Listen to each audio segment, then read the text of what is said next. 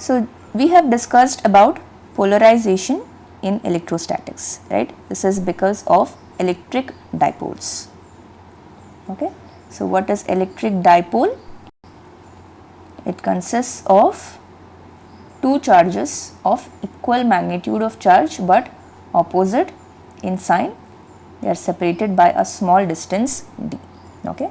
So that was electric dipole. So we have just discussed in the previous lecture about the magnetic dipole. Okay. So here we have, just like in electrostatics we had polarization, here we have magnetization. Okay. Now how will a magnetic dipole exist in a material? Now atoms have electrons, right, and electrons, they are in motion in the atom. Okay. Now this electron motion is going to give rise to an internal magnetic field. Okay. This motion leads to an internal magnetic field, and this magnetic field is going to have some dipole moment associated with it, has magnetic dipole moment associated with it. So when a magnetic field is applied, then the magnetic dipoles will align along the magnetic field. Okay.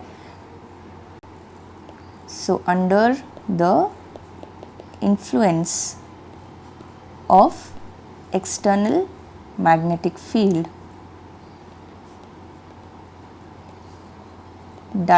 magnetic dipoles will align along the field.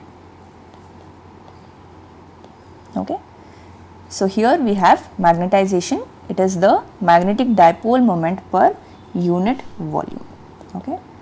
So magnetization, this is vector m bar, it is the magnetic dipole moment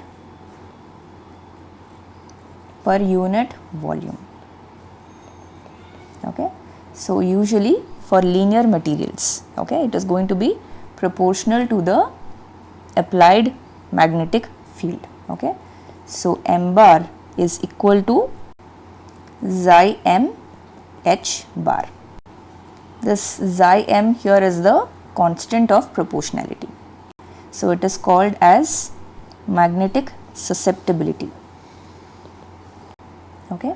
And this is only for linear materials. Linear material means in whichever material m bar is proportional to the h bar.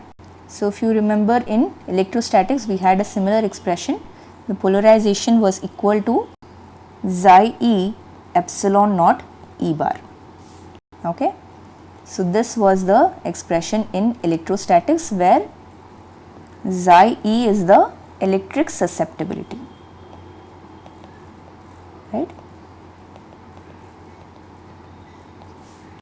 Okay. So these two expressions are a little similar.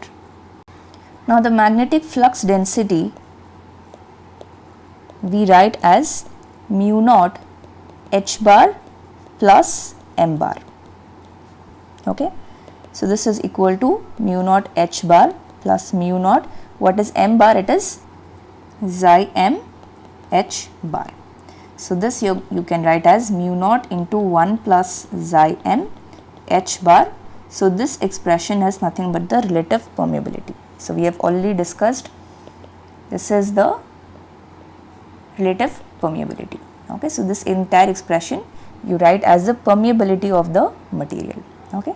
So this point is important here, where the relative permeability is related to the magnetic susceptibility as 1 plus xi m.